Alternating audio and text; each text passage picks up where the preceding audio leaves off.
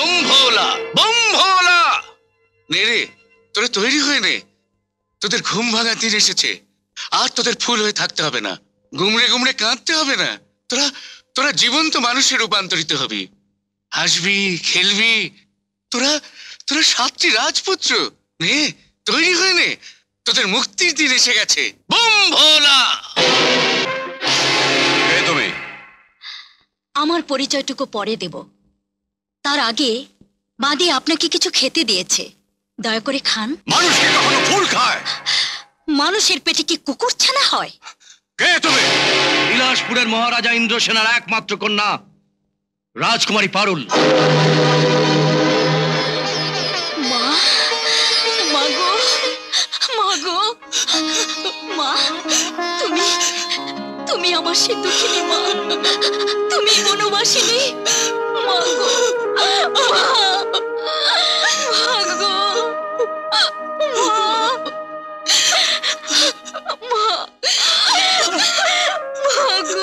দেখুন তো মহারাজ, এই দুঃখিনী মাকে চিনতে পারেন কিনা? এই সেই রাক্ষসীনের পেটে 7টি কুকুর ছানা হয়েছিল না? এই সেই কাঠুরিয়ার মেয়ে ছোট রানী না? মহারাজ, 7টি নয়, 8টি, এবং কুকুর ছানা নয়, 8টি নিষ্পাপ শিশু।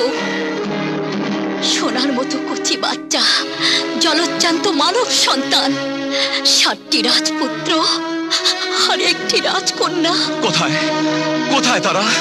কোথায় আমার সেই বুক চেরা ধন, রাজবংশের কুলপ্রদীপ 7 রাজপুত্র? কোথায় আমার নয়নের মণি সেই রাজকন্যা? কোথায় কোথায় এই সেই রাজকন্যা? না না না, আমি বিশ্বাস করি না, আমি বিশ্বাস করি না। বিশ্বাসে পাবি রে তারে তর্কে বহুদূর, বিশ্বাসে পাবি রে তারে তর্কে বহুদূর।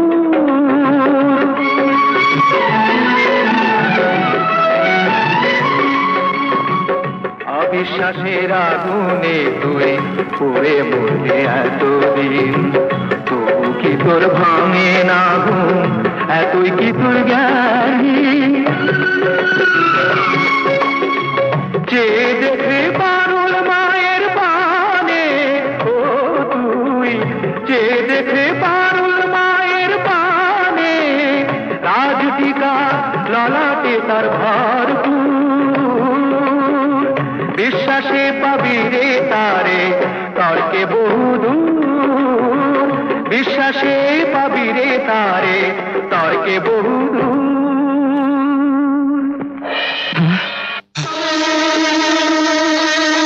আমি কি শুনছি বড় রানী? আমি কি শুনছি?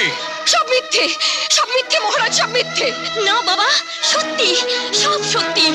রাজপ্রাসাদের ওই পেছনের বাগানে আপনার 7 রাজপুত্র 7টি চম্পা ফুল হয়ে রয়েছে।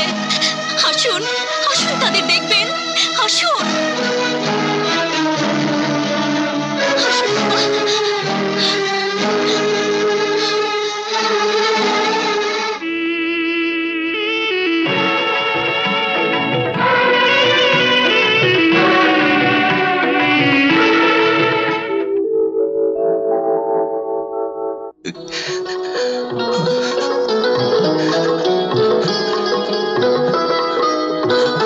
আয় বাবা, আমার বুকে আয়।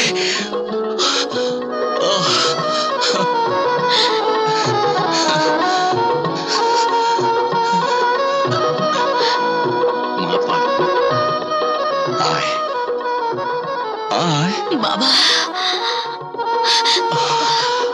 মারে মা, আমার বংশের 7টি বাতি আর 1টি পারুল মা। ওরে ওরে, তোরা আমায় ক্ষমা কর। 6 রানীর চক্রান্তে পড়ে দীর্ঘ 16টি বছর আমি অন্ধ হয়েছিলাম। আমার এই রাজপ্রাসাদ অন্ধকারাচ্ছন্ন ছিল। ওরে ওরে, তোরা আমার রাজপ্রাসাদকে আলোকিত করে তোল। আমরা অন্যায় করেছি ছোট রানী, আমাদের মাফ করে দাও। আমরা খুব অনুতপ্ত ছোট রানী, আমরা খুব অনুতপ্ত। প্রেমের নাম হায়ুতাস। মহারাজ, সবার আগে আপনি আপনার ওই কুটিল 6 রানীকে রাজ্য থেকে বাইর করে দেন। না, ওদের আমি বের করে দেব না সদানন্দ। ওদেরকে আমি পাগলা ঘোড়ার পেছনে বেঁধে চাবুক মারতে মারতে টেনে হিচড়ে রক্তাক্ত করে রাজপ্রাসাদের এই যাতে করে ভবিষ্যতের পৃথিবী জানতে পারে বিশ্বাসঘাতকতার পরিণাম কি ভয়ঙ্কর, কি মারাত্মক হতে পারে। এই কে আছিস? না না মহারাজ, আজ আজ আমি আমার 8টি সন্তানকে ফিরে পেয়েছি, আপনাকে ফিরে পেয়েছি। আমার আমার এই খুশির দিনে আপনি নিষ্ঠুর হবেন না। আপনি আপনি ওদের ক্ষমা করে দিন, ফিরিয়ে নিন আপনার আদেশ।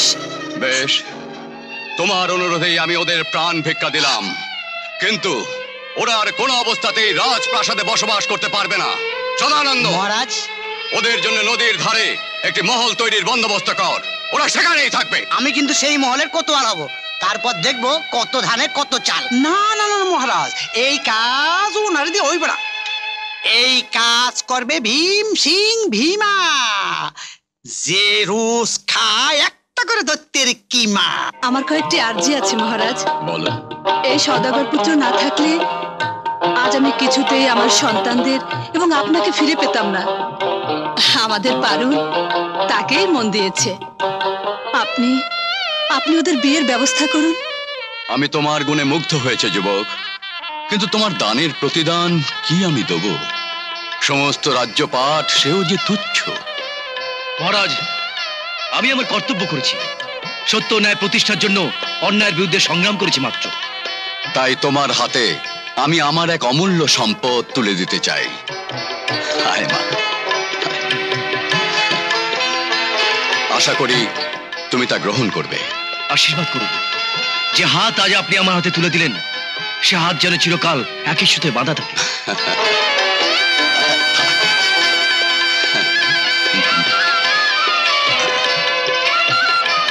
প্রেমের নাম আয়ুতাস। এই মালিনী আমার ছোটবেলার সই, পারুলের সই মা। একে আমার সহচরী করার অনুমতি দিন মহারাজ। আমার কাছে তোমার আর কোনো অনুমতি চাইতে হবে না রানী, তোমার যা খুশি করতে পারো। চলো এবার প্রাসাদে ফিরে যাই। এমন আরো অনেক ভিডিও দেখতে এই চ্যানেলটি সাবস্ক্রাইব করে নিন এবং পাশের বেল আইকনটি প্রেস করে দিন।